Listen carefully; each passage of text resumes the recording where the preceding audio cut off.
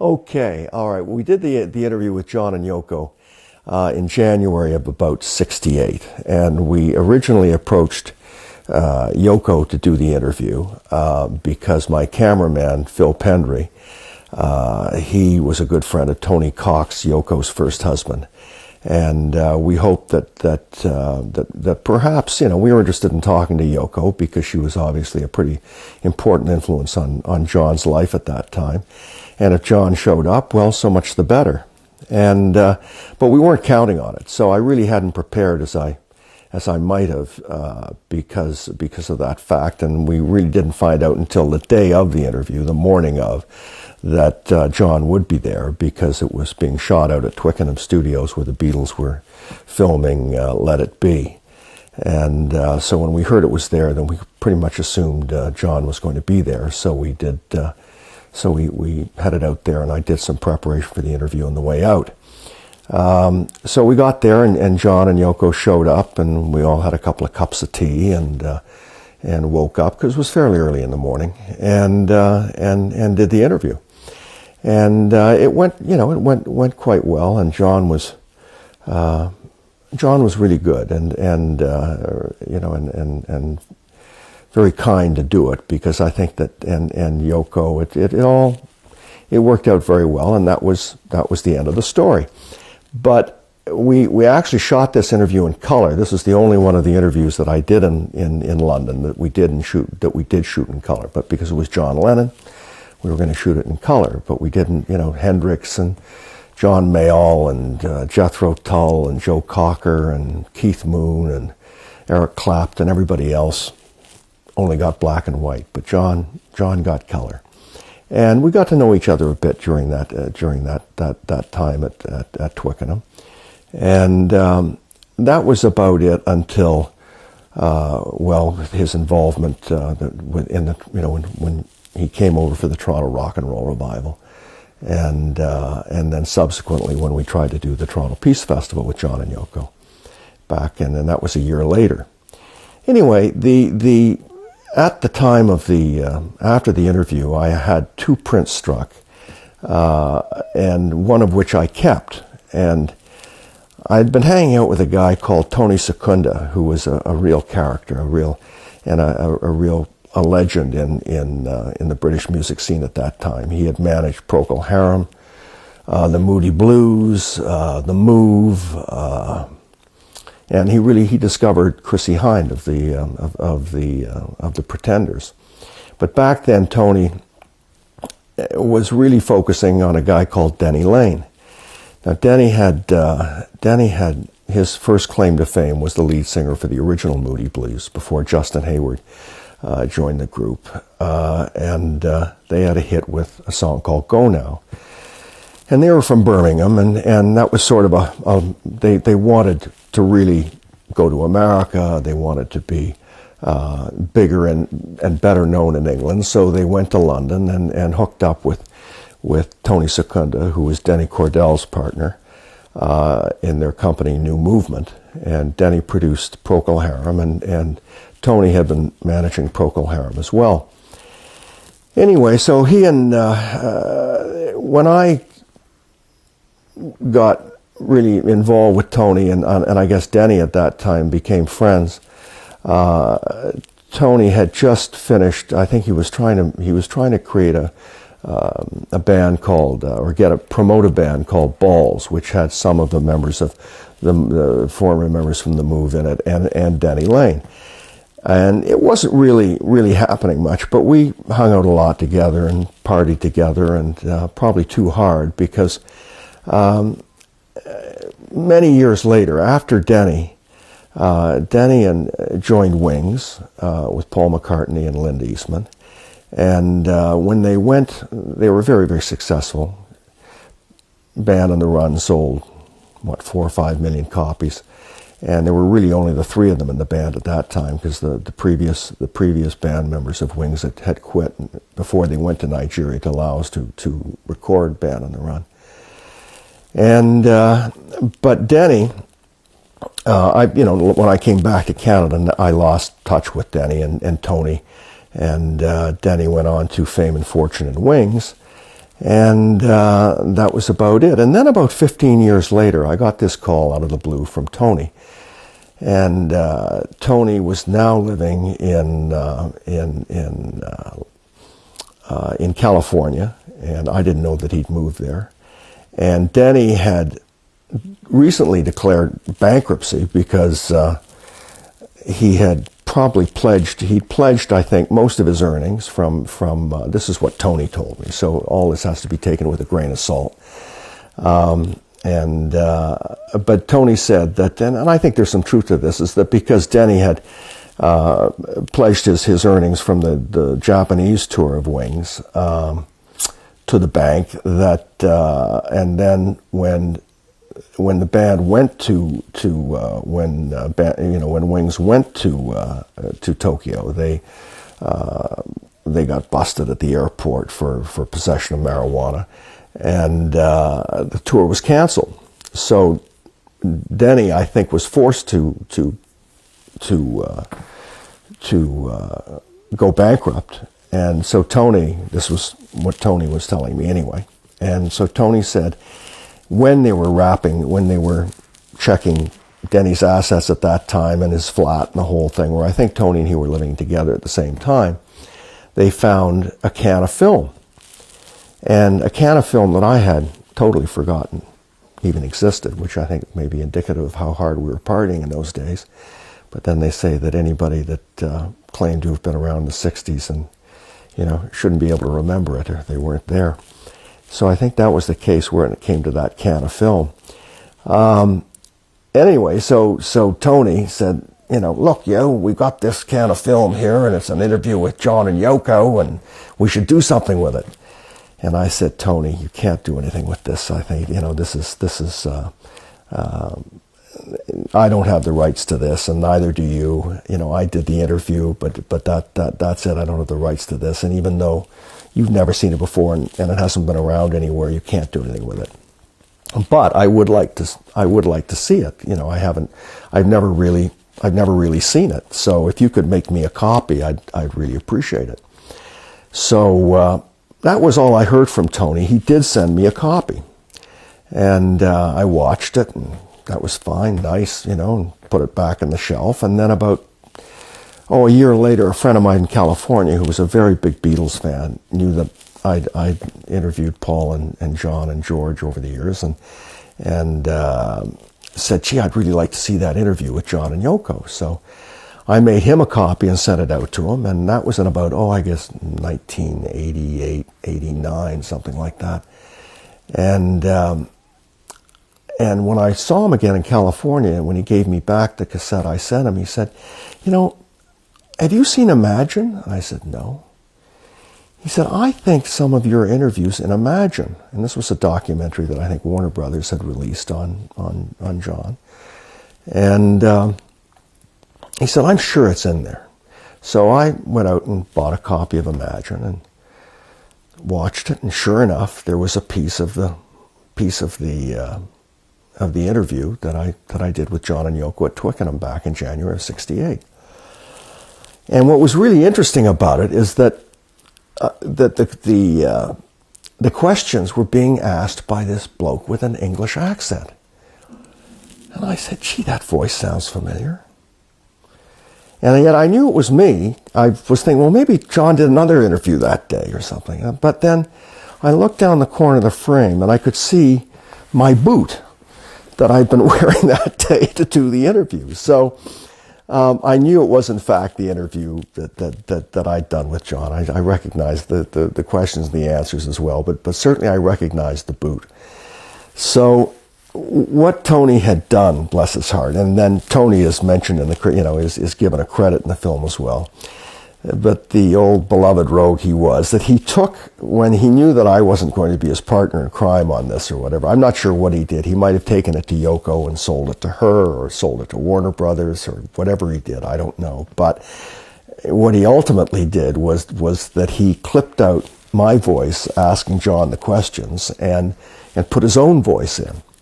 And not quite sure why he did that, but maybe he thought that would cover him legally where I was concerned or whatever. But or it would change the content of it and therefore change the copyright. But with Tony, you never knew, because he really was a lovable rogue, but a rogue nonetheless. And that's how I discovered what happened at this interview. John, what drew you and Yoko together in the first place? I've no idea, you know. Bigger than both of us. Yoko?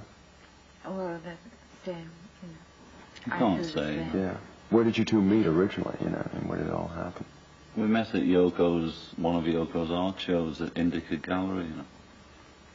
I went along to see it and met her.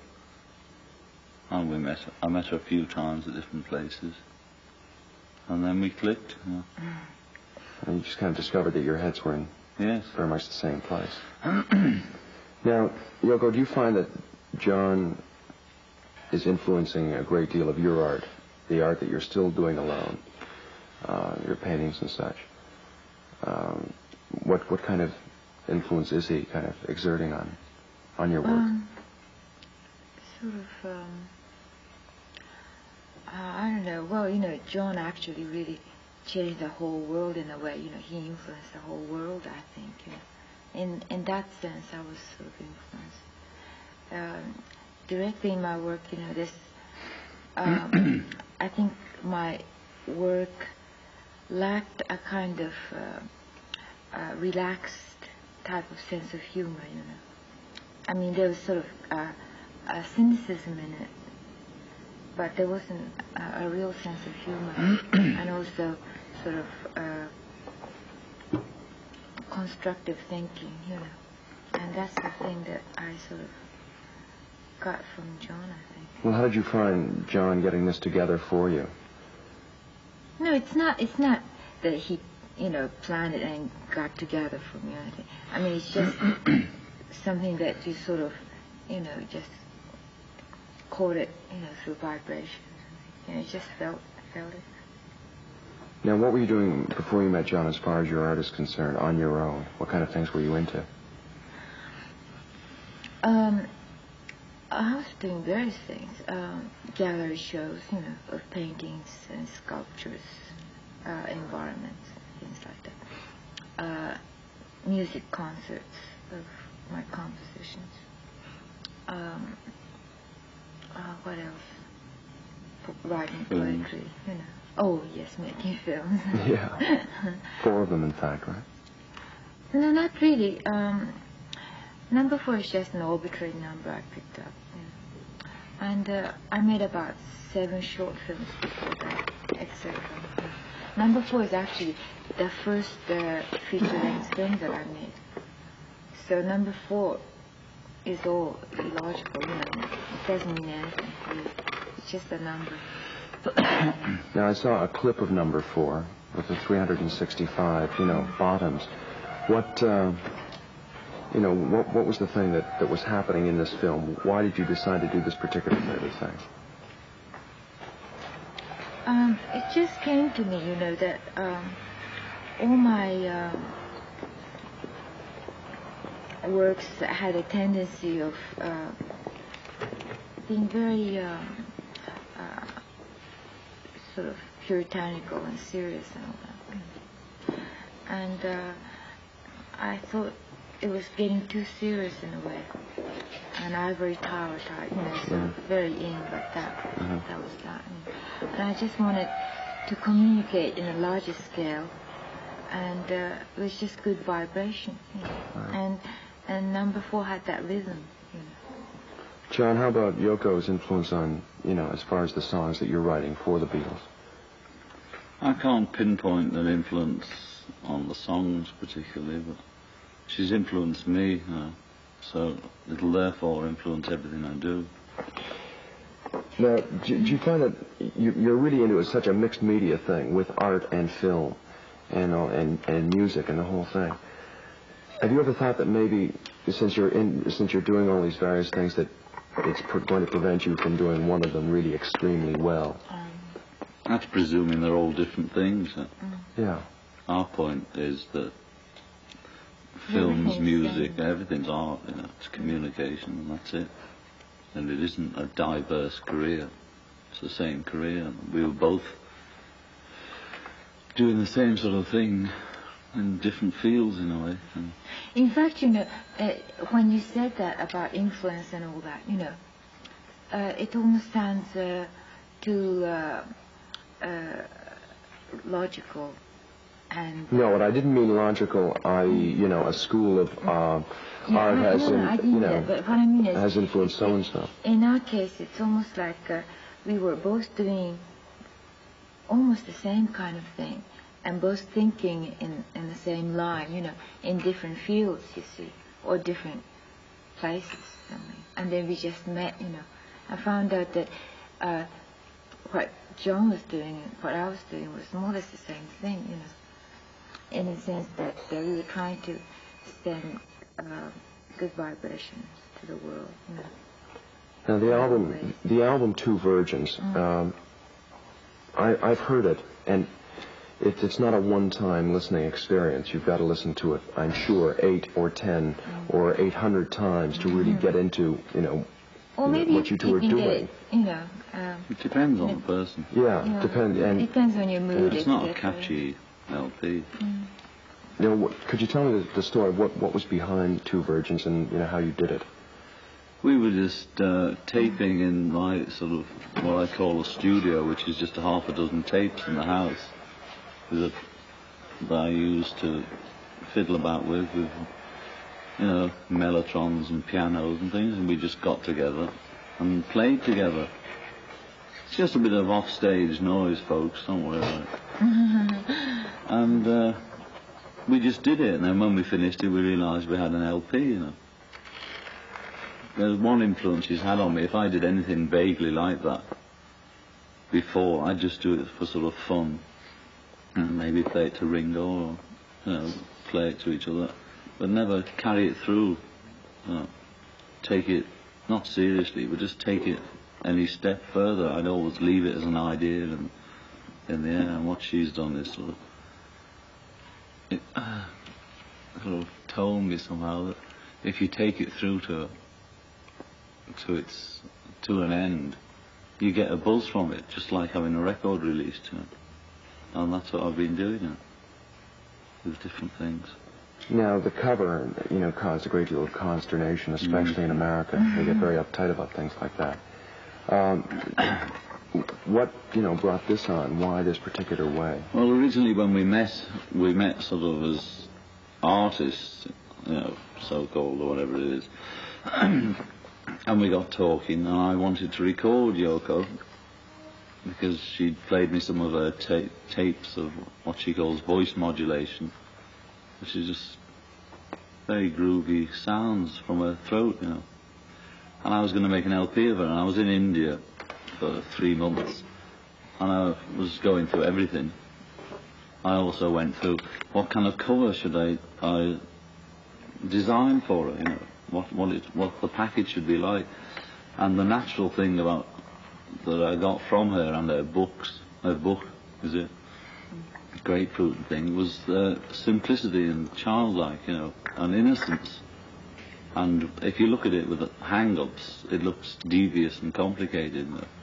But if you just look like Two Virgins can be devious and complicated, they can also just be John and Yoko in that room with a couple of tapes, meeting at certain points and not meeting, and so on, like any music. You know?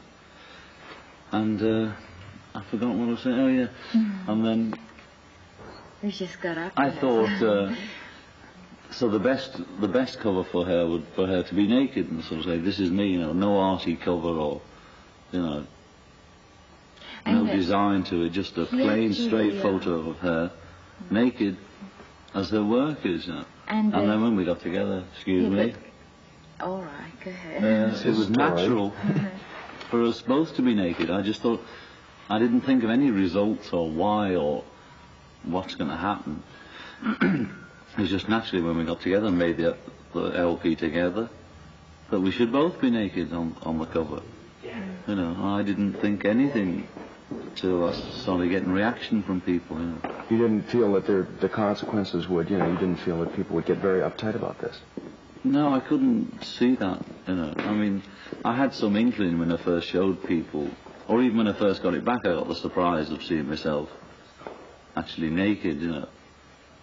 But I thought, well, why not, you know? We're all naked. And so it was just when I started showing it to people and people reacted very strongly, I thought, maybe there's some trouble here, you know, and it built up from that. But I did it in all innocence. No, but I was just going to say that the gardener is coming back. When John sent me a letter from India, you know, and with a drawing of me naked on a sort of a huge glass ball, you know, sort of sitting on it. And he said, well, how about this as a cover design, you know? John, the revolution, I don't think necessarily that it stems from the song that the Beatles did. I think it was a long time before that. How do you think it's going? I've no idea, really. No. As far as what you see and experience yourself.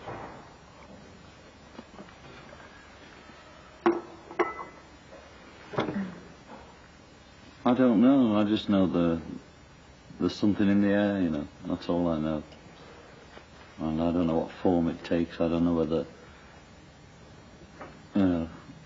5 million people in Trafalgar Square or Two Virgins cover is doing it, or both of them doing it, and to what extent they're having the effect.